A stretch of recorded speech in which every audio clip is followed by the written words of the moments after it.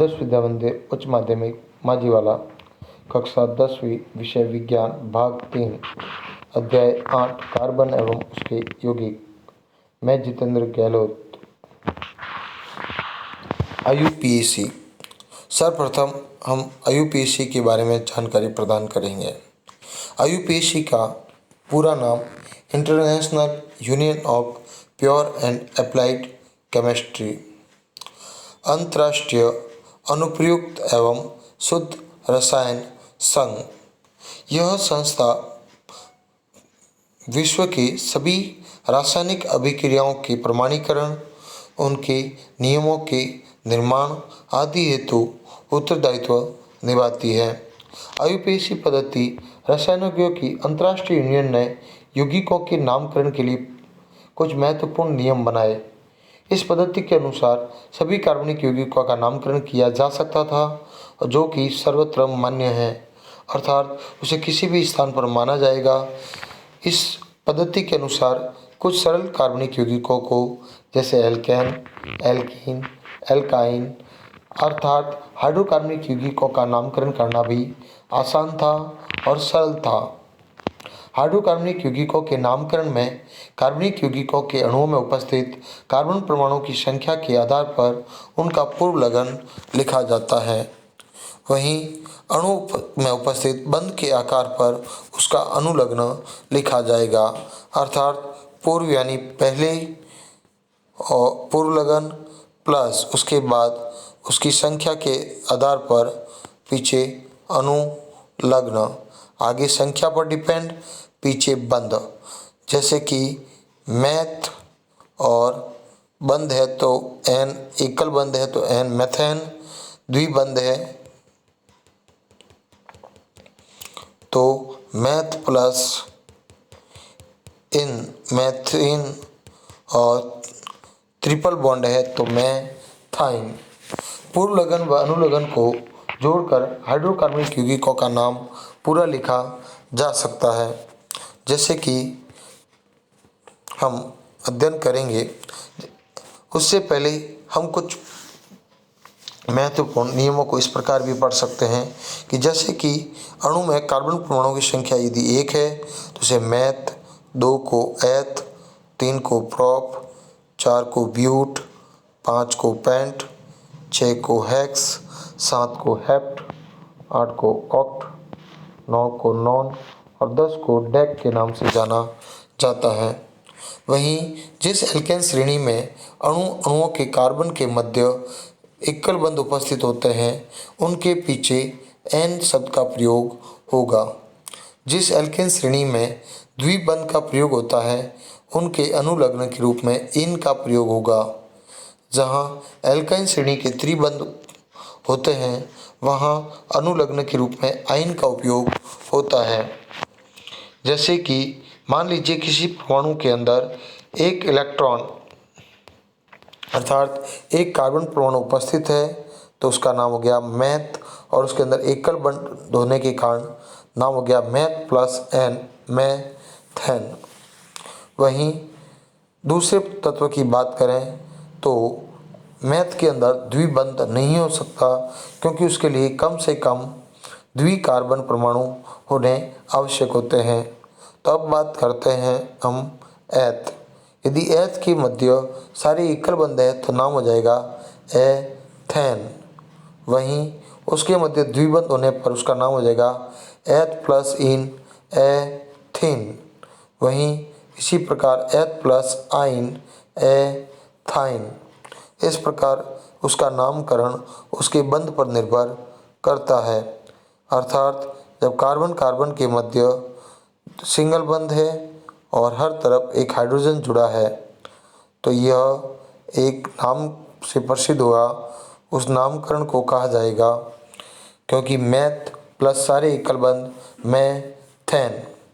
वहीं इसको हम इस प्रकार भी समझें तो दूसरी तरफ यदि उसके अंतर्गत यदि हाइड्रोजन की संख्याओं को कम किया जाए तो अब यहाँ पर द्विबंध उपस्थित किया जाए और यहाँ पर एक एक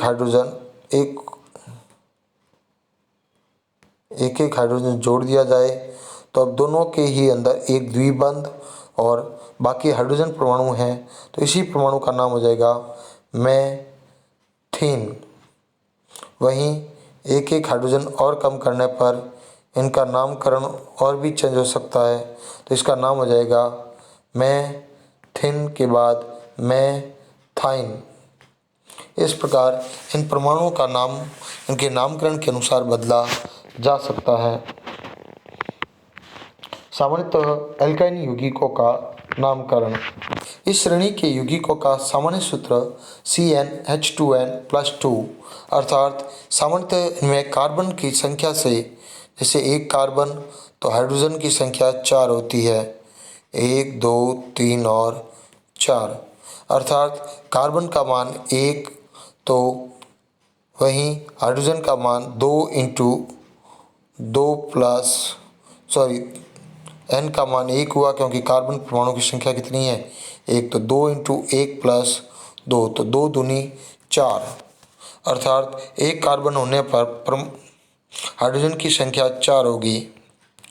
वहीं इसी चीज़ को और आगे बढ़ाने पर जैसे ही 2, तो 2 इंटू 2 4 प्लस 2 कितने हो जाएंगे 6, अर्थात यदि यहाँ पे 2 कार्बन परमाणु होते हैं तो इनकी संख्या 6 तक पहुँचेगी। जैसे यहाँ पर एक H, यहाँ पर भी एक H, यहाँ पर भी एक H और यहाँ पर भी एक H, तो यहाँ पे 6 परमाणु की संख्या हो गई, अर्थात 2 कार्बन पर 6 हाइड्रोजन परमाणु उपस्थित होते हैं। उसी प्रकार संख्या और बढ़ने पर भी इसी अनुपात में यदि इनका मान बढ़ेगा, अर्थात सारे एकलबंध होंगे, ये फार्मूला लागू होता है और इसके अनुसार इनका नामकरण होता है। ऐसे यौगिकों को संतृप्त यौगिक या पैराफिन्स के नाम से जाना जाता है। इनके नामकरण हेतु ये नियम होता है कि सर्वप्रथम हम सबसे लंबी श्रृंखला का चयन करेंगे, अर्थात हम मुख्य श्रृंखला के बाहर रहे समूह को प्रतिस्थापी के रूप में जानेंगे, अर्थात हम कार्बन की उस लंबी श्रृंखला में से हम कार्बन की चलने वाली उस लंबी श्रृंखला में से उस श्रृंखला को सबसे पहले लेंगे जिसमें सबसे अधिक कार्बन परमाणु उपस्थित होते हैं। यदि मैं इस बड़ी श्रृंखला का चयन करता हूं तो इसके अंदर मुझे 6 कार्बन मिलेंगे, वहीं सीधी श्रृंखला का उपयोग करने पर मुझे 5 कार्बन मिलेंगे। तो मैं लंबी श्रृंखला का चयन करूंगा, न कि छोटी श्रृंखला का चयन कर सकता हूं। वहीं इसके बाहर की तरफ जिस प्रकार ये दोनों ही परमाणु शेष रहे हैं, तो ये 2 कार्बन अर्थात मैथ के बाद एथ अर्थात ये एथिल के रूप में इसमें प्रतिस्थापी के रूप में गिने जाएंगे। इस प्रकार इन परमाणु का नामकरण किया जाता है। नाम लिखते समय प्रतिस्थापियों का नाम सबसे पहले लिखा जाता है एवं उनके पूर्व लग्न का प्रयोग करते हुए अंग्रेजी वर्णमाला के क्रम में लिखा जाता है। यदि किसी प्रकार 2 या 2 से अधिक समान लंबाई की सर्वाधिक लंबी श्रृंखलाएं आ जाए, अर्थात 1 2 3 4 और 5, यहाँ पर भी हो गई 5, तो हम सर्वप्रथम उस श्रृंखला का चयन करेंगे जिस पर सबसे अधिक प्रतिस्थापी युक्त श्रृंखला का उपयोग होगा। जैसे यहाँ पर एक C का श्रृंखला का चयन करेंगे, तो मैं सर्वप्रथम इन 5 का उपयोग यदि करता हूँ तो मेरे पास 2 प्रतिस्थापी समूह होते हैं, तो मैं सर्वप्रथम उस श्रृंखला का उपयोग करूँगा जहाँ प्रतिस्थापी संख्याओं की संख्या अधिक हो। वहीं नाम लिखते समय प्रतिस्थापियों का नाम सबसे पहले लिखा जाएगा और पूर्व लग्न का प्रयोग करते हुए अंग्रेजी वर्णमाला के क्रम में लिखा जाएगा। जैसे कि यदि एक या एक से अधिक समान प्रतिस्थापी उपस्थित हैं तो उनकी संख्या और दर्शन के लिए नीचे दिए गए नामकरण के अनुसार होगी, अर्थात जब कार्बन की एक परमाणु प्रतिस्थापी के रूप में उपस्थित होगा उसे मैथिल, जब 2 होंगे उसे एथिल, 3 को प्रोपिल। इस अवस्था में उपस्थित होने पर जब एक कार्बन परमाणु पर 2 कार्बन परमाणु जुड़े होते हैं उसे आइसोप्रोपिल। एक ही सामान्य श्रृंखला में कार्बन के 4 परमाणु जुड़े हैं तो ब्यूटिल। वहीं यदि प्रतिस्थापी के रूप में क्लोरीन जुड़ा है तो क्लोरो, ब्रोमीन जुड़ा है तो ब्रोबो, आयोडीन जुड़ा है तो आयोडो, फ्लोरीन जुड़ा है तो फ्लोरो और नाइट्रेट जुड़ा है तो नाइट्रो आदि नामों से जाना जाता है। वहीं प्रतिस्थापियों का अंकन, प्रतिस्थापियों को कम अंक दिए जाते हैं। यदि दो प्रतिस्थापियों को समान अंक मिल रहे हैं तो अंग्रेजी वर्णमाला में पहले आने वाले प्रतिस्थापी को कम अंक दिया जाएगा। अर्थात सर्वप्रथम हम उस श्रृंखला का चयन करेंगे जहाँ से हमें प्रतिस्थापी नज़दीक मिलता है, लेकिन यदि दोनों का ही मान समान आ रहा है तो हम उस स्थिति का चयन करेंगे जो अंग्रेजी वर्णमाला में पहले प्राप्त होगा, तो हम उसे कम अंक प्राप्त देंगे। अर्थात नाम लिखते समय अंकों के मध्य सदैव कॉमा तथा अंकों व नाम के मध्य हाइफन शब्दों का प्रयोग किया जाएगा। जैसे कि एक श्रृंखला के अनुसार हम उनके नामकरण को समझ सकते हैं। जैसे कार्बन के चारों तरफ एकल सिंगल बॉन्ड होने के कारण कार्बन, तो कार्बन परमाणु की श्रृंखला को एक कार्बन है और जिसके चारों तरफ ही एक एक हाइड्रोजन परमाणु जुड़ा हुआ है। इसे मैं प्लस एन यानी मैथ यानी एक कार्बन है और वहीं सारे एकल बंद इसलिए एन, नाम हो गया मैथेन। उसी प्रकार अगले परमाणु में द्विबंध पर अर्थात दो कार्बन पर सभी हाइड्रोजन परमाणु यानी एकल बंध है तो एथेन। उसी प्रकार तीन कार्बन परमाणु पर सभी एकल बंध होने के कारण नाम हो गया प्रोपेन। चार परमाणु के चारों तरफ एकल बंध होने के कारण नाम हो गया ब्यूट प्लस एन ब्यूटेन। वहीं अगली श्रृंखला में जब हमने ध्यान से देखा तो हमने देखा कि हम इनमें से किसी एक लंबी श्रृंखला का ही चयन कर पाएंगे। वैसे सामान्य नाम से तो इसे आइसोब्यूटेन कहा जा सकता है, क्योंकि कार्बन की इसमें 4 श्रृंखलाएं हैं और एक पर 2 श्रृंखलाएं हैं, इसलिए इसे आइसो का नाम दिया जा सकता है।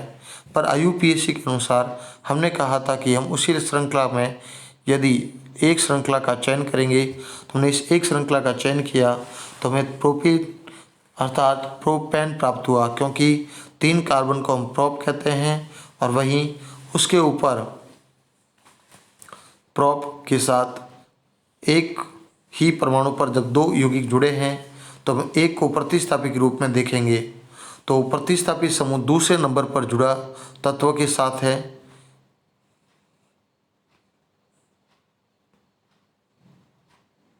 अर्थात यहाँ पर यदि इनका नामकरण किया जाए तो 1, 2 और 3 प्रतिस्थापी दूसरे नंबर पर जुड़ा है तो इसलिए 2 और एक कार्बन होने के कारण मैथ और प्रतिस्थापी के लिए इल तो 2 मैथिल प्रोपेन इनका नाम होगा। इसी प्रकार अगले परमाणु के रूप में यदि हम देखते हैं तो 5 कार्बन परमाणु की सीधी श्रृंखला को पेंटेन का नाम दिया गया। वहीं सामान्य पद्धति के अनुसार इसे नॉर्मल अर्थात एक सीधी श्रृंखला को पेंटेन कहा जाता है। वहीं अगले परमाणु के में यदि मुख्य श्रृंखला के रूप में देखें तो 4 कार्बन परमाणु की एक लंबी श्रृंखला का चयन करेंगे और उसके ऊपर एक परमाणु को प्रतिस्थापी माना जाता है। लेकिन यदि सामान्य रूट पद्धति के अनुसार नामकरण दें तो एक आइसो यौगिक बन रहे हैं। इस आइसो यौगिक के कारण 3 ये हो गए, 2 पास में 4 और 5 कुल 5 इलेक्ट्रॉनों को तो अर्थात 5 कार्बन परमाणु अर्थात आइसोपेंटेन के नाम से जाना जाएगा। वहीं IUPAC के अनुसार 4 तत्व एक साथ हैं इसलिए ब्यूट प्लस सभी एकल बंध से जुड़े हैं इसलिए एन, नाम हो गया ब्यूटेन। वहीं पीछे से गिनने पर प्रतिस्थापी समूह 1, 2 और 3 पे आता है, तो वहीं आगे से गिनने पर यही प्रतिस्थापी समूह 1 और 2 पर आ जाता है। तो इसलिए हम प्रतिस्थापी समूह की श्रृंखला को आगे से गिनते हैं तो दूसरे समूह पर 2 मेथिल ब्यूटेन प्राप्त हुआ। इसी प्रकार नियोपेंटेन अर्थात एक ही कार्बन के चारों तरफ जब परमाणु होता है तो उसे नियो कहा जाता है, तो नियोपेंटेन। लेकिन इसे सामान्य नाम पर एक लंबी श्रृंखला का चयन करें तो 3 परमाणु प्राप्त हुए, जिनमें से दूसरे परमाणु पर 2 प्रतिस्थापी जुड़े होते हैं इसलिए इसका नाम दे दिया 2,2 और दोनों ही मैथिल इसलिए डाई मैथिल और प्रोपेन। वहीं एक लंबी श्रृंखला को अंदर 6 कार्बन परमाणु हैं इसलिए हेक्स और सभी एकल बंध इसलिए एन, नाम हो गया हेक्सेन। अब नामकरण की पद्धति में यदि मैं गिनती पीछे से शुरू करता हूँ 1, 2, 3 वहीं आगे से भी करता हूँ तो 1 2 3 प्रतिस्थापी दोनों ही तरफ से नज़दीक प्राप्त होते हैं। तो यदि मैं पीछे से शुरू करता हूँ तो नाम में पहले एम अक्षर आएगा, वहीं आगे से शुरू करने पर पहले ई यानी एथेंस शब्द आएगा। तो नियम के अनुसार मैं उन सब श्रृंखला का चयन करूँगा जहाँ अंग्रेजी वर्णमाला का छोटा अक्षर पहले आता है, अर्थात 3 एथिल फॉर मैथिल, अर्थात आगे से गिनती शुरू होगी 1 2 3, तो 3 एथिल, 4 पे मैथिल हेक्सेन। वहीं 4 परमाणुओं की सीधी तत्वों को ब्यूटेन कहा जाता है। दूसरे पर ब्रोमीन जुड़ा इसलिए 2 ब्रोमो, और 3 पर क्लोरीन तो 3 क्लोरो ब्यूटेन के नाम से जाना जाता है, क्योंकि ब्रोमो में बी अंग्रेजी अक्षर पहले आएगा, वहीं क्लोरो का सी अंग्रेजी अक्षर बी के बाद आता है। इसी प्रकार हम इस श्रृंखला को और भी एक लंबे रूप में देखें तो इस प्रकार एक ही परमाणु पर जब 4 यौगिक जुड़े हैं इसलिए इसे आइसो, वहीं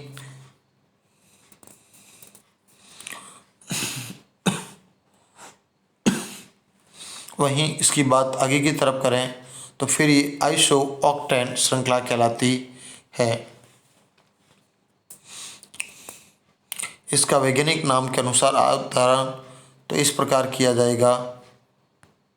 तो यहाँ पर कार्बन श्रृंखला में 5 तत्व जोड़े गए, तो 1 2 3 4 5, अर्थात नाम हो गया पेंट, सारे एकल बंद इसलिए एन पेंटेन, और दूसरे बिंदु पर 2 बार मैथिल जुड़ा है इसलिए 2 2, और वहीं चौथे बिंदु पर एक और जुड़ा है इसलिए 3 2 2 4 ट्राई मैथिल पेंटेन। उसी प्रकार यहाँ पर 4 कार्बन परमाणुओं को ब्यूटेन, वहीं 2 पर आयोडीन व 3 पर नाइट्रो, अर्थात 2 आयोडो 3 नाइट्रो ब्यूटेन। वहीं यहाँ पर भी 4 में पहले क्लोरीन और फिर फ्लोरीन आता है इसलिए 2 क्लोरो 3 फ्लोरो और 4 कार्बन यानी ब्यूटेन। इसी प्रकार अगले यौगिक में हम देखें तो इसी प्रकार यदि लंबी श्रृंखला में 5 यौगिकों का चयन करता हूँ तो मेरे पास केवल एक प्रतिस्थापित समूह उपस्थित होता है। वहीं यदि मैं इसी श्रृंखला को इस प्रकार लेता हूँ तो मेरे पास 2 प्रकार के प्रतिस्थापित समूह उपस्थित होते हैं। वहीं मैं इसको ऐसे भी ले सकता हूँ, तो इस दोनों ही स्थिति में मुझे समान प्रतिस्थापित समूह प्राप्त होते हैं।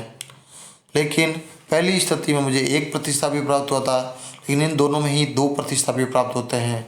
तो नियमानुसार हम उस श्रृंखला का चयन करेंगे जब अधिक प्रतिस्थापित उपस्थित होते हैं। तो यहाँ पर अब प्रतिस्थापित को यदि आगे से देखता हूँ तो 1 2 और 3 नंबर पर है, वहीं पीछे से देखने पर 2 नंबर पर ही प्रतिस्थापित मिलेगा। तो नियमानुसार मैं उस श्रृंखला का चयन करूँगा जहाँ प्रतिस्थापित नज़दीक होता है, अतः 2 पर मैथिल, वहीं लेकिन अंग्रेजी वर्णमाला के अनुसार 3 पर एथिल पहले आएगा, 3 एथिल 2 मैथिल, और कार्बन के 5 परमाणु के कारण से पेंटेन, 3 एथिल 2 मैथिल पेंटेन। धन्यवाद। मैं जितेंद्र गहलोत।